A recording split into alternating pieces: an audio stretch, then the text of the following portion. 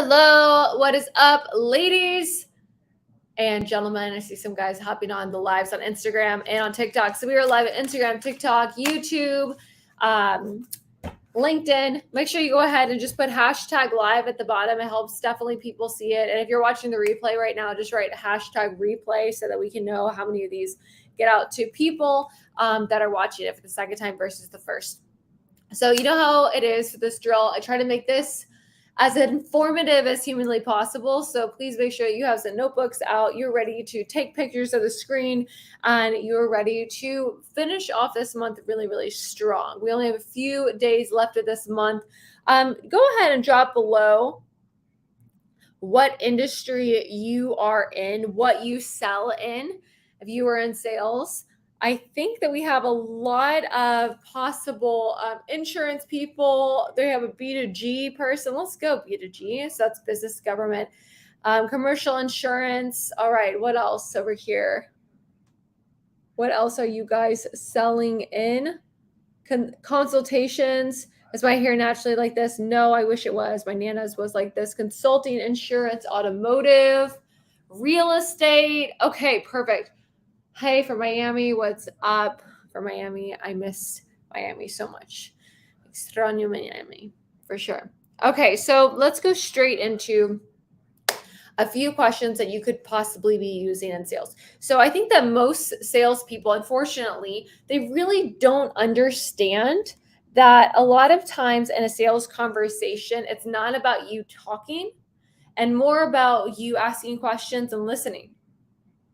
And in fact, data is showing that a lot of salespeople actually are presenting for about 50% of the time in a sales conversation. And that's honestly not what's supposed to be happening. In a sales conversation, we are actually the least persuasive when we are trying to tell somebody something, when we are trying to push, persuade, or manipulate someone into doing something. People don't like being told what to do. And unfortunately, a lot of sales training has showed us this, has showed us that we talk about, oh my gosh, buy this. It's so amazing. It's so great. We talk about all the features and the benefits and all the wonderful reasons as to why somebody should buy something. And in actuality, it's doing opposite of what you want it to do. It is triggering so much sales resistance. And then you're confused.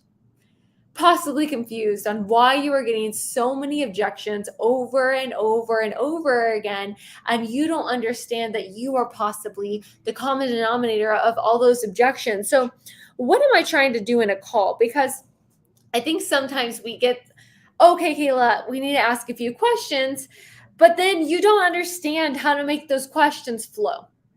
So then you ask a question and then you ask another question. And then all of a sudden you sound like an interrogation where you're going through question after question after question.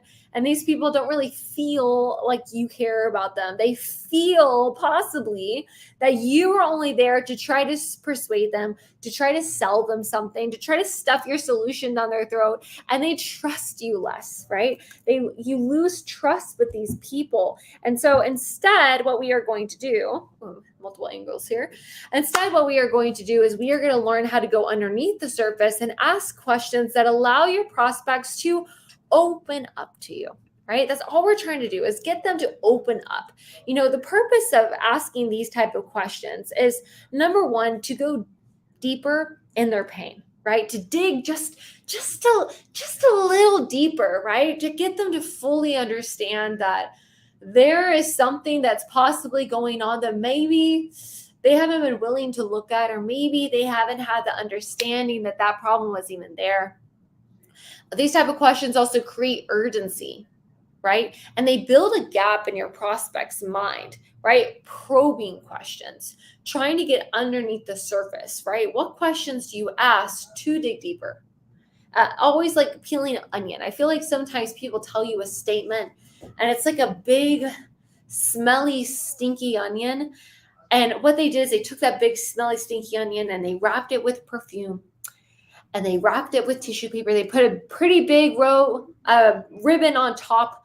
And they were like, hey, here you go. But in actuality, it's not a pretty present. It smells good. It's a big stinky onion. And the reason why they're doing that is because most people just don't have a willingness to tell you transparently all the issues that are going wrong in their business, their life, or company, or whatever, in regards to what you're selling.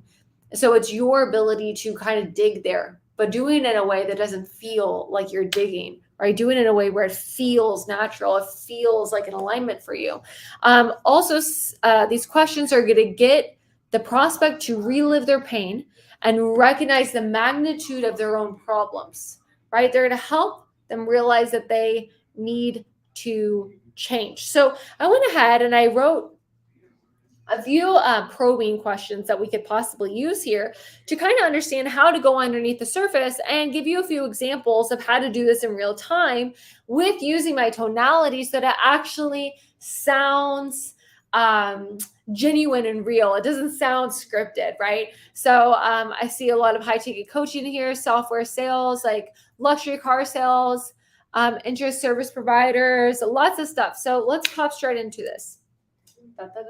Where is my pen? It's right here. This is really cool. This is a vibe board. If anyone needs to know, it's called a vibe board. It's like a big whiteboard that you can like literally move and stuff. I like it a lot. So here is a great question that everyone should know. Okay. Everyone should know this question. This is like the easiest, most basic textbook question of sales, but I'm going to put it up there just in case you didn't know. Basic textbook is just like, can you tell me more about that? Okay. And the one thing I want you to understand, really understand, is that in sales, you have to have a spirit of curiosity about you. When somebody is saying something, if you have no idea what they mean, you have to ask for clarity, because if you assume that you know what they meant, you make what? An ass out of you and me, right? So we have to have a willingness to ask for clarity. So let's say somebody tells you that I ask a question like, hey, before today, were you out there, looking for a policy in place to make sure your family's financially protected, in case something were to happen to you, if I was in insurance, right? And they were like, yes, I was. And instead of me just going to the next question, I would say something like, well, could you tell me more about that? Could you possibly elaborate just a little bit more so I can understand? When you said that you had, what did you mean by that? Just so I have a little bit more context, right? We're always asking questions, but we're doing it in a way that it actually feels in alignment. What's up, Marco? What's up? It feels like I care, and that it feels like I'm thinking. It's not that I'm just asking a random question to ask it. And I'm not asking it in a way where it feels like I'm being aggressive or being pushy, right? So again, super basic. Can you tell me more about that? Now let's go into something else.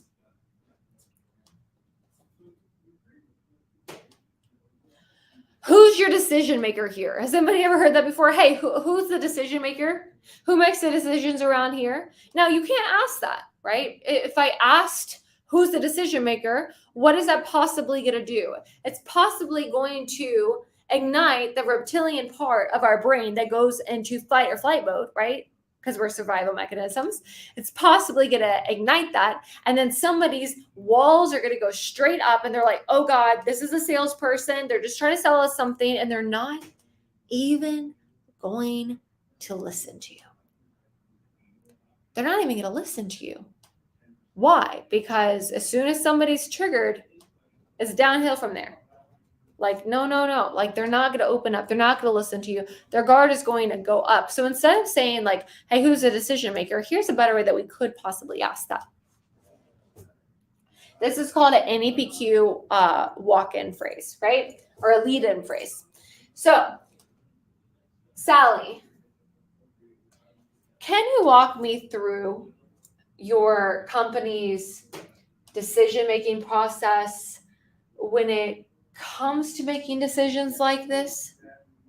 Now notice my tonality here, okay? Notice that I didn't say, could you walk me through your company's decision-making process when it comes to making decisions like this? No. Not saying that. right? I'm slowing down. I'm cool, calm, and collected. I'm in control.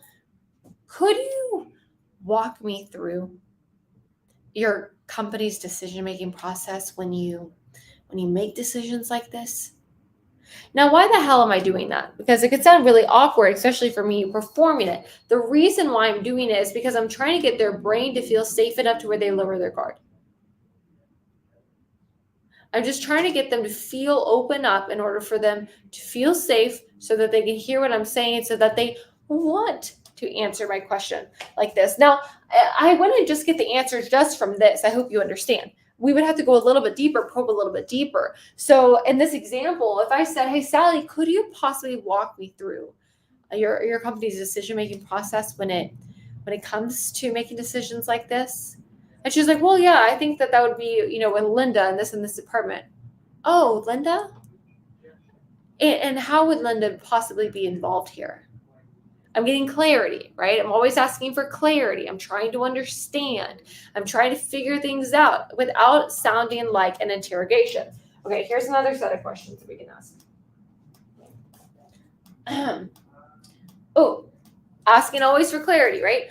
So let's say somebody says, look, like I've worked with a lot of programs before and I've just never gotten results.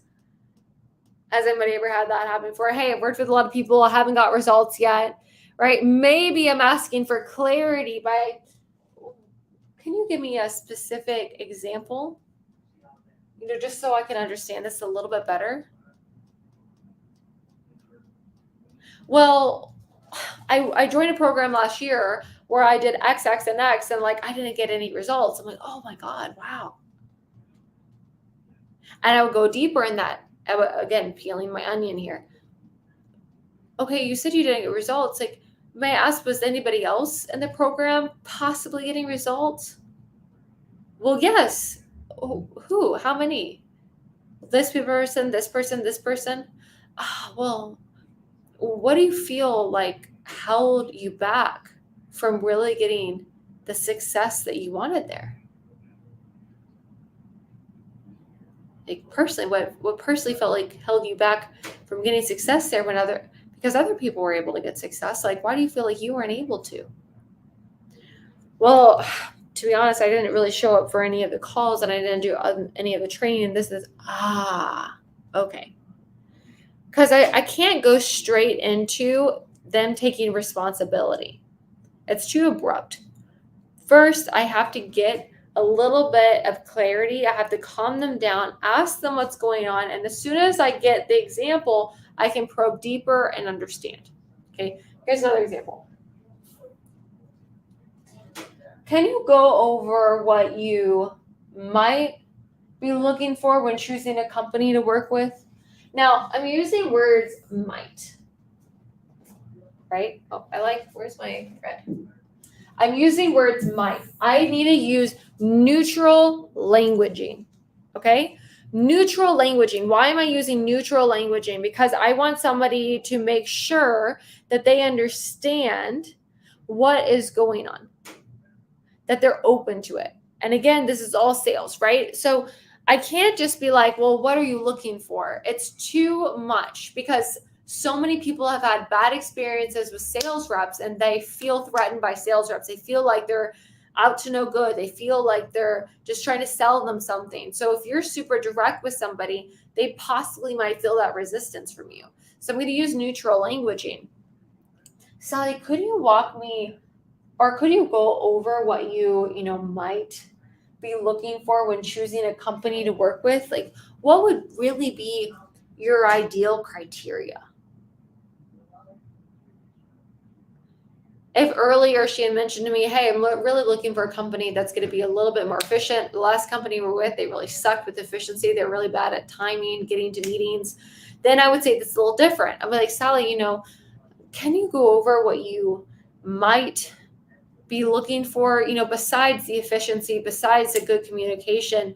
What might you be looking for in regards to hiring a company? Like, what would be really your ideal criteria to establish a good relationship? A, Shannon says she's part of a moving company and she closed $23,000 today. Get it, Shannon. Let's go. Right? So,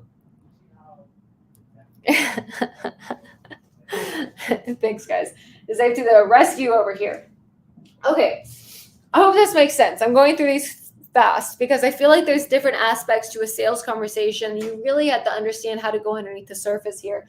And sometimes you need to know answers, but you can't ask them super direct. We have to ask them in a really cool way, a neutral way, in order to get better feedback. So,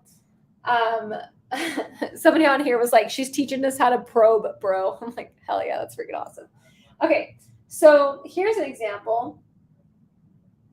Okay, so let's say that somebody is talking to you and you're connecting with them. You're at the beginning of a call. What we want to do is act very detached from needing the sale, right? So let's say that you're in a conversation with somebody and you're at the beginning of the call and you've already connected. Maybe one of your questions would be, well, Sally, could you describe for me what you're possibly looking for? Again, using neutral words, possibly looking for, just to see if I can even help you. Because maybe you're better off staying with who you already have. Thanks, Shannon. Why would I say that? Why the hell would I say that? Because I do not need the sale, right? So I'm saying like, hey, maybe you're better off staying with who you already have, because if in my integrity they really did feel like they were better off somewhere else, I'm not going to try to move them anywhere else. Also in my integrity, I know that I can help them more than anybody. So I don't need to prove anything here, right? Hey, could you possibly describe what you're looking for, just to see if we can even help you? You know, maybe you're better off staying with who you already have. Let me see if I can help. What are you possibly looking for, right? And the last one. Can you explain that for me in detail, just so I can understand better? Can you explain that to me in detail, just so I can understand better? Right? Now, why did I teach you all these probing questions? Because now it's like, okay, well, where the hell are they supposed to go in the script, right? Like, how is this supposed to make sense? Okay, let me break this down for you really fast. Inside of a sales conversation, you have different stages of the conversation, right? The first thing we do is we connect with them, and I don't like that I'm using that color. Hold, please. Right? First, we're going to connect. Right? Then we go into situation questions. Situation. Situation questions. Then I go into problem awareness. Problem. After I ask questions about their problem, I'm going to go into solution awareness.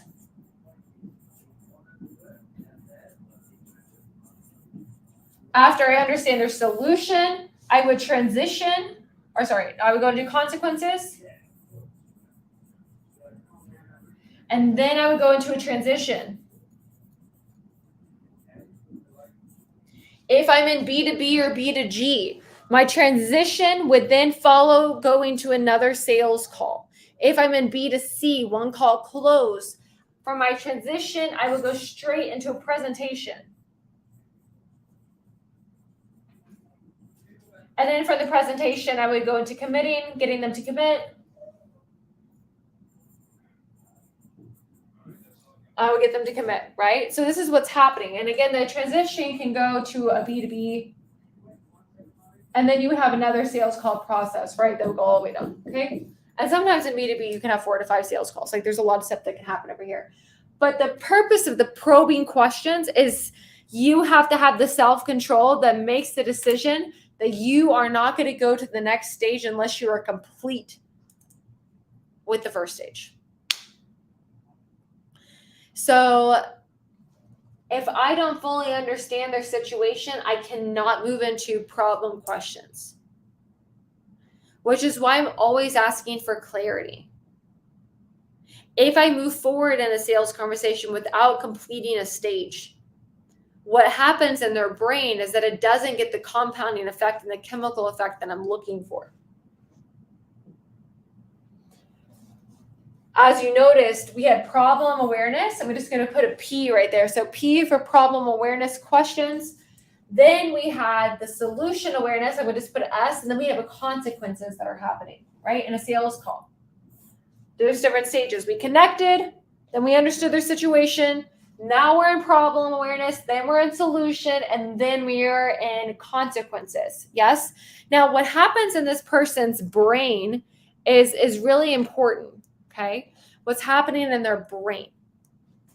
When I start asking about problem awareness questions and start asking about pain, what it does is it releases cortisol in their body. It releases cortisol, right? The fight or flight response. Okay? So cortisol is being released in their body in a downward emotion. Then I go into solution awareness. I understand like what they did to make decisions in the past, why it is that they make those decisions, what it really is that they're really looking for. And then I go into what it would look like in their life or in their business after they had that thing. And typically when you talk about future, when you talk about memories that haven't happened yet, you are releasing serotonin. And if you can get them to picture the future moment in their mind and like be there in that moment, it releases oxytocin. And what does that do? It gets them to go like this, right? We go up and emotions. And then we come back down and we talk about the consequences if they don't do anything today. The consequences that they keep doing the same thing and nothing's changed. That's all sales is change. And sometimes it's so frustrating. You see somebody that you know could get help. You see somebody that you know, right, that could possibly make a change. Maybe you're in insurance and you're on a phone call with somebody and they won't get a policy. And you know that it's life or death. Next week, God forbid, they could possibly pass away and their family's left with nothing but a huge bill. But you can get them to possibly make a change and then they can have a policy in place for their family. Let's say that you're in high ticket coaching and you sell a fitness offer and you're talking to somebody, all they want to do is to be able to not get exhausted and play with their kids. And you go to the end of the call and then for some reason they want to think about it. If you don't ask them things about consequences, like what's going to happen to your daughter? Like how is she going to view you if you keep not spending time with her? Like what's going to happen to your relationship? What's going to happen to how she views you? Like how does that make you feel? Like talking about the consequences of actions. Right? So when I ask consequences, what happens is that we go back into cortisol, back into fight or flight, back into pain. And then what this does, it does like a chemical bond, which is why you can only do this if you are selling out of integrity always. Because you understanding sales is extremely powerful. Like if you can really understand how to do this, you'll change your life, first of all, because you'll never have issues with money again. But number two, you have the ability to change other people's lives, change companies' lives, right? When you fully understand how people make decisions and how people think, right? So if you don't sell with integrity, don't do this. Now, let's go back to what I was saying so I can finish my point. To understand these questions. If I don't fully understand their situation, it's very difficult for me to go into problem awareness questions. Now, again, all these stages are all different types of questions that I'm asking. If I go straight into asking about pain and how something's affecting them and how long it's been affecting them and all this stuff, when I don't understand the situation, what could possibly happen is that, like, let's say we're down here and this pain point, right, of problem awareness, asking these pain point questions. What's up, boo? And then I remembered, I need something about their situation I forgot to ask. And I go back up and I ask a logical question because the situation questions are all logical questions. And it took me out of my very, very emotional state. So what the probing questions do is help you get underneath the surface and clarify in a way that doesn't seem interrogative so that you can really understand what's actually going on here, right? So, let's say somebody says,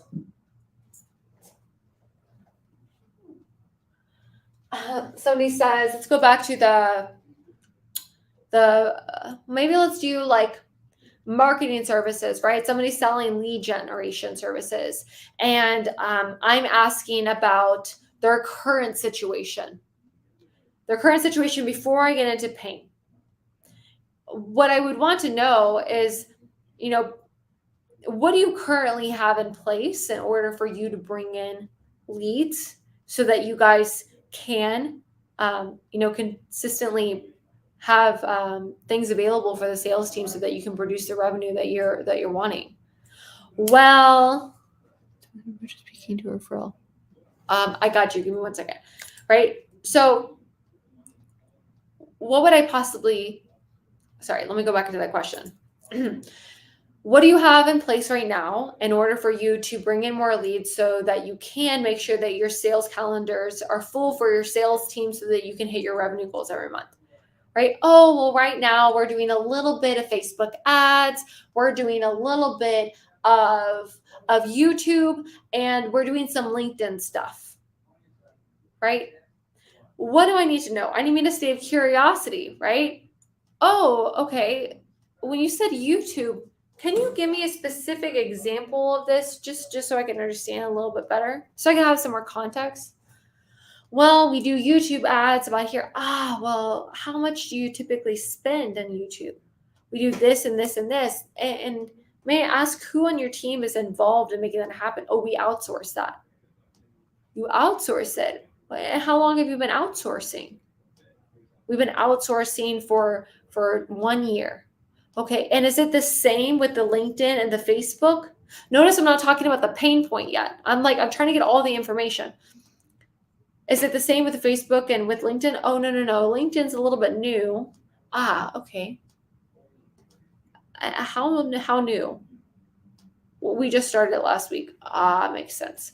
Well, what about Facebook? You mentioned Facebook. Is that doing pretty well for you guys?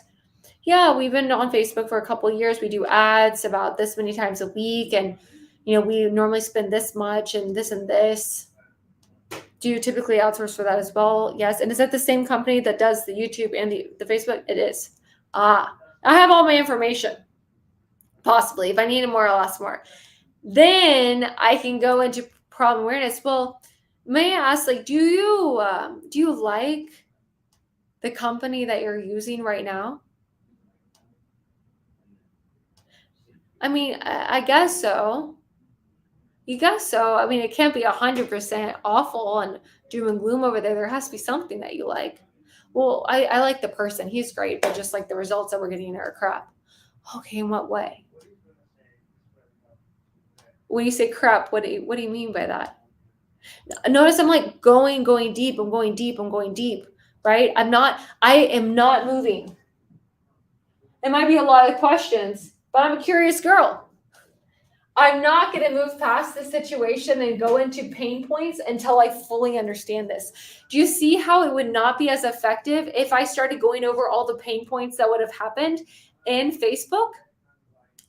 And then I forgot to ask YouTube, and then I'm in the talk about Facebook, and then I'm like, oh, well, what about Facebook? And I start asking questions about Facebook. It wouldn't work the same. It just doesn't, right? So understanding how to probe in each scenario so I can really understand what's going on, so I can get clarity, right? So I can really obtain that clarity that I'm seeking, the clarity. It's going to help me be at a place where I'm a knowledgeable expert. I'm not trying so hard. I'm just trying to understand your situation. I'm just trying to understand how you make decisions. I'm trying to understand why the hell you haven't made any decisions at this point, right? Why hasn't this changed? This has been bothering you for how long? Right? And I'm trying to get you to understand that you need to make a change by asking the type of questions that I ask. Okay. All right. So you guys have freaking everything inside of you to figure this out. Sales is a skill, right? No one was born with advanced sales skills. I definitely used to suck when I first started in sales. You will really have every single thing inside of you to be able to figure it out. I wanted to make sure if anyone did not get the masterclass that I did with Anthony Vazzari and myself last Thursday on writing scripts, like it was absolutely freaking epic. It was so good. So if you're wanting to be a part of that event, we are having a replay. So just DM me on Facebook or DM me on Instagram. Just ask for the replay of the masterclass. We'll make sure to get that over for you. It's like 2 hours. It's super, super epic. Let me answer some of these questions on here as well. And hold on. Let me read these.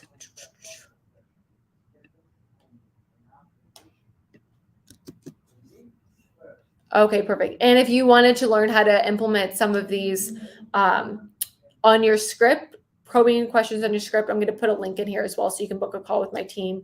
I like a 10-15 minute call just to see if that would even be supportive for you. All right. Somebody asked me earlier about a referral and how to call a referral, right? So in regards to a referral, you don't want to just call them and like be all excited and be like, oh my God, this person told me about you and blah, blah, blah. You need to see if there's even a sale to be made in the first place, right? So if there's a possible way for them to put you in a group message, that would be really great.